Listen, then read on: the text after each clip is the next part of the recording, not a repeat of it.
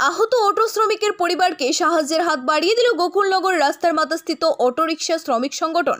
জানা যায়, গত 12 তারিখ খোয়াই চেবড়ি এলাকায় স্ত্রী সন্তান নিয়ে শ্বশুরবাড়িতে বেড়াতে গিয়েছিল গোকুলনগর আদর্শ কলোনি এলাকার অটো চালক নিতাই বিশ্বাস।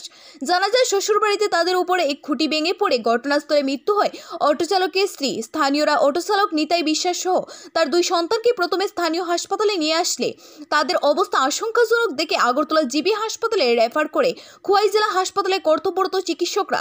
বর্তমানে জিবি হাসপাতালে মৃত্যুর সঙ্গে পাঞ্জা লড়ছে অটো চালক নিতাই পরিবারের বৃদ্ধ মা বাবা খুবই অসহায় অবস্থায় দিন যাপন করছে।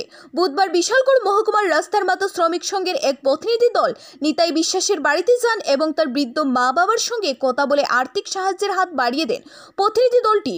তারা জানান, আগামী দিনেও এই পরিবারটির পাশে থাকবে। আজকের এই প্রতিরোধ দলের মধ্যে উপস্থিত ছিলেন গোকুলনগর অটোরিকশা শ্রমিক সংঘের সম্পাদক রতন দাশগুপ্ত, প্রসেনজিৎ সাহা, স্বপন দাস সহ অন্যান্য অটো শ্রমিকরা। 12 তারিখ আমাদের ত্রিপুরা অটোরিকশা শ্রমিক সংঘের একজন শ্রমিক নিতাই বিশ্বাস তার শ্বশুরবাড়ি খোয়াইয়ে গিয়েছিল। শ্বশুরবাড়িতে বাড়ির সামনে একটা বিদ্যুৎ খুঁটি হঠাৎ তাদের পরিবারের সমস্ত পরিবারের উপরে পড়ে। তাতে তার স্ত্রী সঙ্গে সঙ্গে ওই জায়গাতে মারা যায় এবং তার 2টি বাচ্চা এবং সে নিতাই প্রচণ্ডভাবে আহত হয়। এখন জীবিতে হসপিটালে ভর্তি, মৃত্যুর সঙ্গে পাঞ্জা লড়ছে। তাই আমরা রাস্তামাতা শাখার অটোরিকশা শ্রমিক সঙ্গে সমস্ত কার্যকর্তারা আজকে ওনার বৃদ্ধ মাতা এবং পিতাকে এসে দেখেছি, অত্যন্ত করুণ অবস্থায় আছেন।